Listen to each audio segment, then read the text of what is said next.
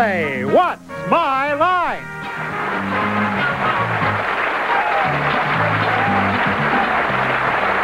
And now let's meet this week's What's My Line panel. First, a man who brings laughter in gales. Say hello to Soupy Sales!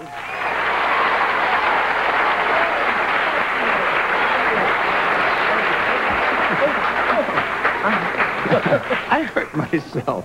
Oh, thank you, and thank you, Chet Gould. It's a pleasure to be here today, and it's a pleasure to welcome back to our panel the beautiful young lady who you see all the time on Eyewitness News, one of our great reporters.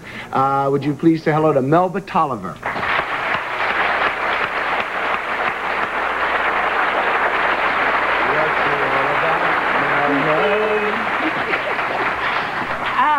Thank you, Soupy. And now I'd like you to say hello to my favorite critic and look-alike, Mr. Gene Shalit.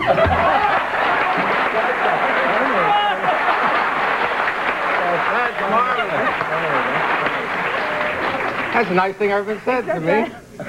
And now, the moment she has been waiting for, Miss Arlene Francis.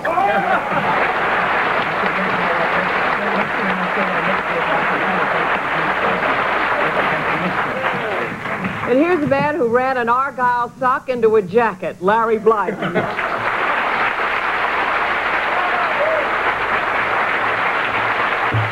Hello, everybody. Hello. Melba, Gene, welcome back to the program. Thank you. Arlene, Soupy, good Monday. Good Monday. We have marvelous challengers today, a fantastical mystery guest at the end of the program. We'll be the judge. Why delay? Would our first challenger enter and sign in, please?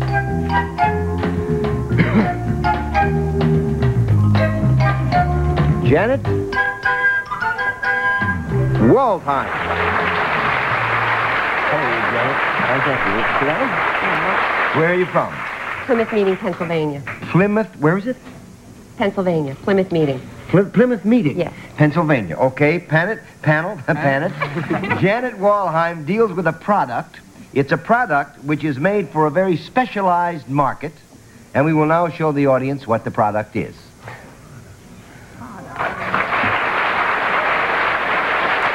And we'll start the questioning with Gene Shalit. Good morning, Panet. Good morning. Am I right in assuming that this product is not made for human beings? No, you are incorrect. One down and I nine to figured that was go. a pretty special market. However, it is a specialized situation that a human being would use this product in. Yes. Is the... Well, it isn't that the person is in a special situation quite. But it's a specialized market, you Right. said. Yes. I did Right. get that correct. Right. Is the specialized market primarily female? No. 2 down and 8 to go, Soupy. Both sexes could use. No. 3 down and 7 to go. I think Then you gotta can get we some- deduce that the specialized market is male? Yes. You've done it again, Melba. Let's see, male. Is this product, was it once alive? No. 4 down and 6 to go, Gene. But the people who use it are, I think. I'm afraid to get another no. This product is not alive. Is this the product that I would use? Oh, yes. Gotta laugh, eh? Uh-huh. Is this a product? Well, that's impossible, but I'll take a chance. Could it make me look any better? Well, I'll I take a tell you dozen this, if you Gene, got it it. wouldn't make you look any worse. 5 down and 5 to go, Arlene. Does the product come in contact with the body? Yes. Does it come in contact with the body from the waist up? Yes. From the neck up? Yes. Let me see, Gene. In the area of the head? Yes. Does it come in contact with anything around the hair? The mustache is the hair, too, you know. Yes. All right. All right. I think it's hair, isn't it? What is your mustache? Is it something that is used by men with mustaches or beards? Yes. Is it either a mustache spoon or a mustache cup? Yes. Now, which one is it? Mustache cup? It is a mustache cup. That is absolutely right.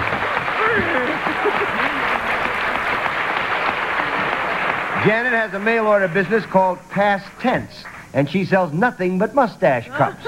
What's the purpose of a mustache cup? You brought one, I know, to show us. Yes, I'd like and to there show it it is. to you. Oh, that's terrific. Yeah. The purpose is that it has a special lip in here, and when a mustachioed gentleman uses it, his mustache is protected from the liquid pouring up. Isn't that good? Is this the only model you have? No, we also have tankards for beer drinkers. Well, that's good. How many have you sold so far of these? In the past year, almost 5,000. Really? How much are they? Well, the cup is $3 and the tankards are $3.50. Well, because there's more goes in the tanker than is legal, huh? Right. How did you decide to sell mustache cups? Just this one thing? Well, my husband has a full beard and a mustache, and he went looking for one and couldn't find one. So I found a lot of them and said, I'm going to sell them. That's terrific, and thank you for bringing them to What's My Line.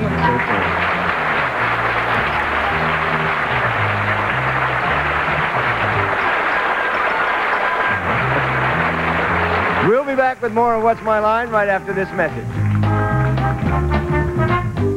Couldn't stand you, Chet. We're back. You dealt with that with considerable dispatch, panel. Let's see what happens this time. Would our next challenger enter and sign in, please? Jerry Como.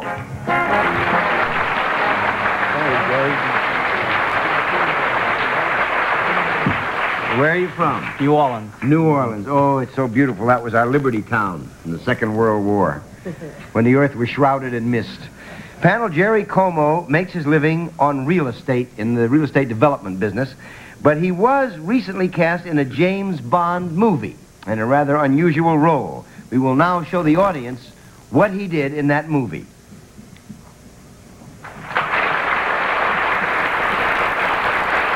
And let's start the questioning with Arlene Francis. Thank you. Mr. Como, was it a feat that you accomplished in this movie? Yes. Would it be considered by other people sort of a stunt? Yes. Were you ever in space? Yes, I'd have to say so. Well, by space, do you mean off the ground, or do you mean really space? No, I mean off the ground. Yes. Why does the company make? Were you blown out of something? No. 1 down and 9 to go, Soupy. But you were up in the air. Occasionally.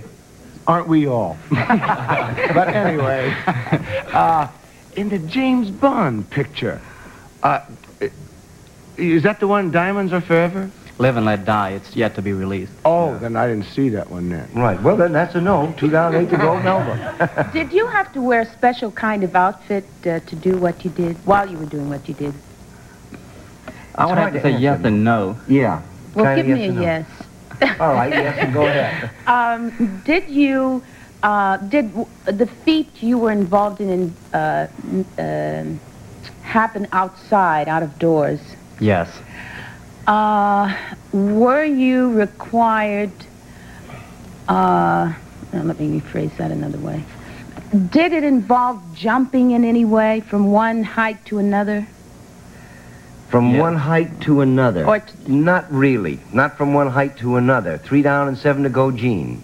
You don't even know what that means from one height to another. Okay. Well, for example, if you were to jump from a tall building to a To the shorter ground. building, that would be... No, no. Or from the ground to the tall building. Oh, that's good. That's what you had in mind. I think that's yes occasionally again. Yeah. Did they come after you for this job? Yes. Had you ever done this job before you got in the real estate business? No. It's 4 down and 6 to go, Arlene.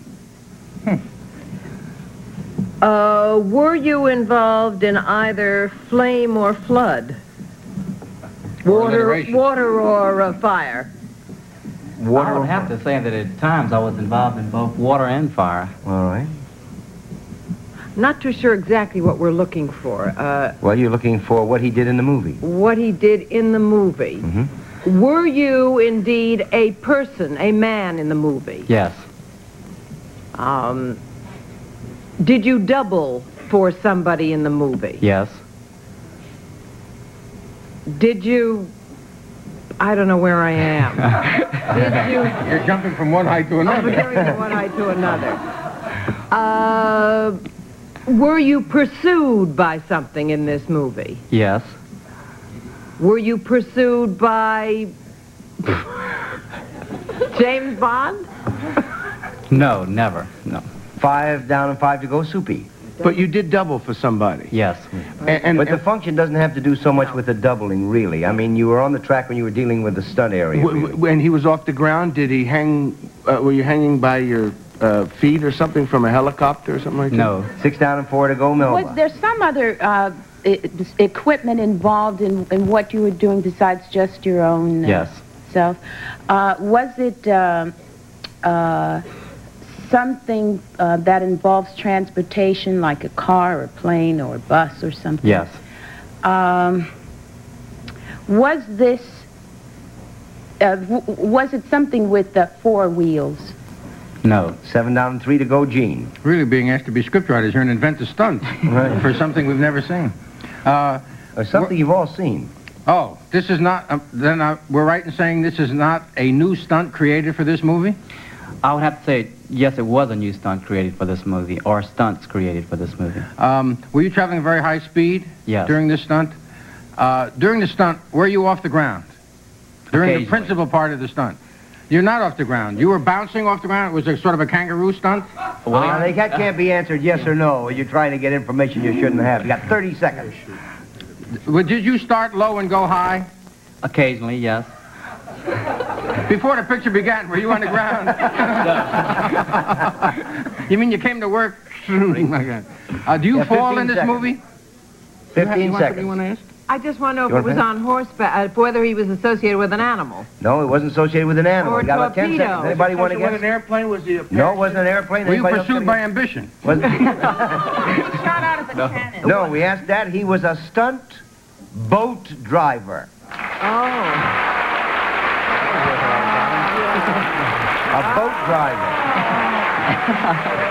And he did it in Live and Let Die. Jerry, I know what he did, among other things in this movie, which are extraordinary. We have some film we'll show you later.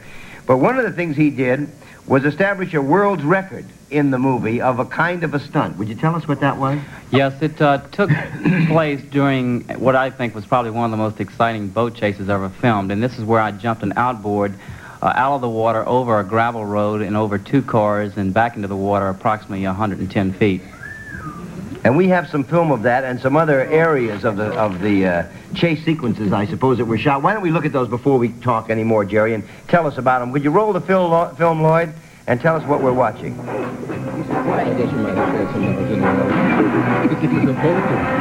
Now, this is James Bond. Yes, this shows Mr. Moore doing an excellent job. He's very, very coordinated and did a real fine job in driving for most of the stunts. Oh, the boats are going...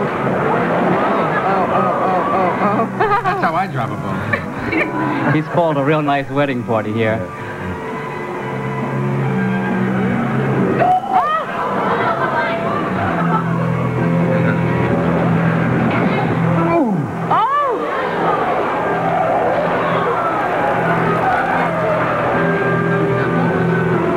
Look, there's a trailer we got here.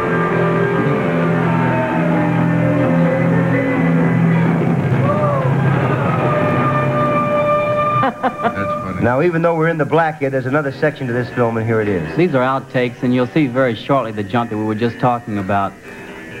You'll notice Roger Moore in a boat shortly, and he will do, as he has done in most of these shots, he does the approach to the stunts. And then, of course, we would go in and do some of the jumps and so forth for him. Here he is now. You'll have to watch very closely. It takes place very fast. There he is, up and over and back into the water again. They never did this before he got in the real estate business. How the hell did they know he does this? Is that the one? Yes, that's the one where we went 110 feet. That's fantastic. We had some problems in doing stunts of this nature because once you hit the land, you could not control or guide the boats. And you'll see here very shortly, the boat hits the land and it's really out of control and it runs right into a cypress tree. Oh, Ouch, my stomach. I was feeling sorry for the This tree. was something you might want to pay close attention to. It runs right into a camera, which wasn't called for either. How do you get into that? that's fantastic film.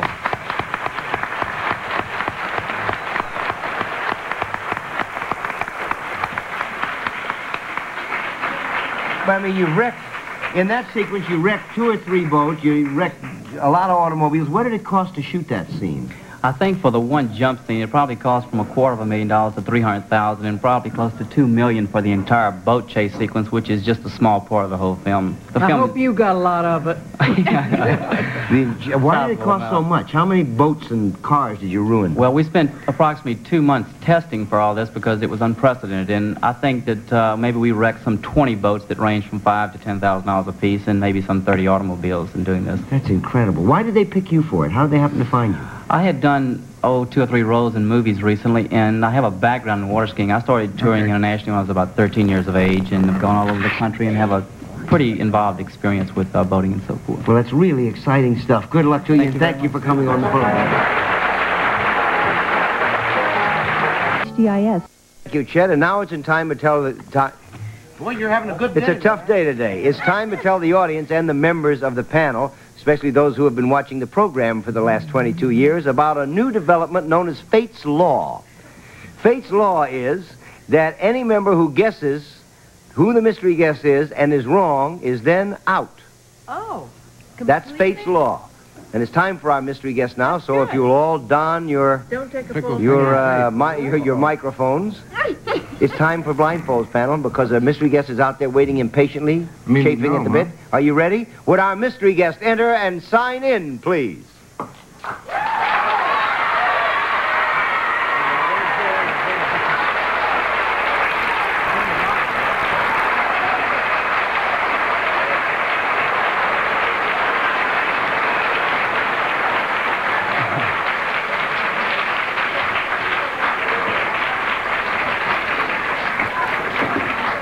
Okay, panel, this complete unknown is now seated beside me.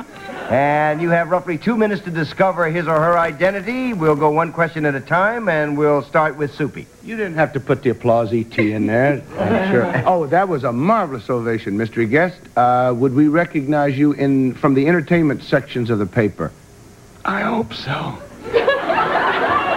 Or from your nearby hub? Melba? Are you best known for your work in movies? I've made 11 horrible movies. Gene? I love your voice. Do you ever do voices for movies for characters that don't look like you? Have you ever done that? Yes. Arlene? You have?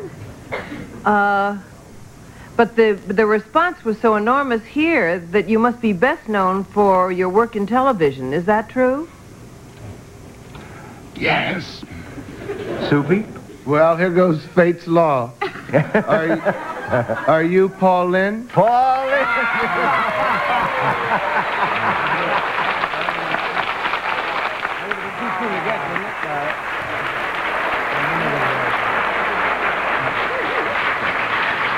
Now, how did you get that one, Sue? From what I told him. Oh.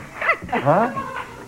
How did you get that one so fast? Well, I've worked with Paul on Hollywood Squares and a few other things, and I recognize a little thing in his voice there. I mean, really, nobody sounds like that. Charlotte's Web does. No, I was doing Ethel Barrymore. It's the only imitation I do. Oh, and it's so accurate that you hold it. Listen, you're here doing Charlotte's Web now. Not doing it, but publicizing it. Yes, yes. One of my favorite all-time children's stories. Was it fun to do? Yes, I love Hanna-Barbera for that reason. They only people in this whole business that let me play the villain is Hanna-Barbera. Every time I've done a cartoon for them, I've played the villain, and I love to do that. Now, how is the movie going? Is it? I'm going to see it tomorrow, so I'll let you know. I can only tell you that on the way to the studio today, I saw a line at Radio City Music Hall lined up halfway around the block to see it. Well, I think Radio City's very glad to have it because it is a family movie for a change. That you can take the kids.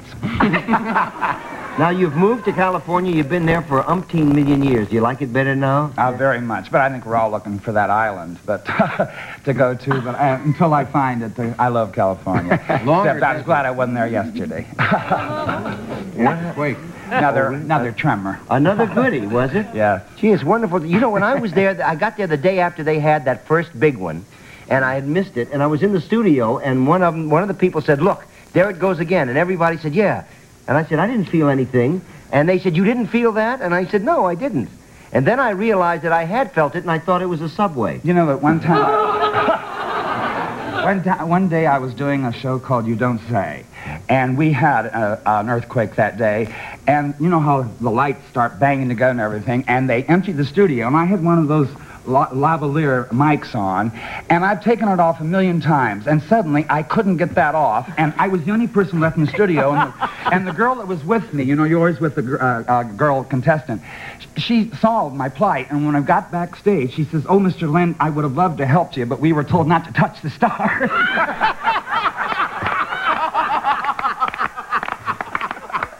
Even during earthquakes. Well, thank you for being with us.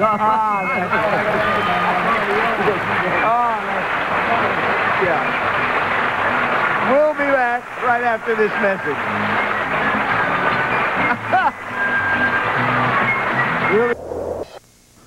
Paul Lynde is doing Charlotte's Web. You'll like it. Goodbye, everybody. We'll see you tomorrow.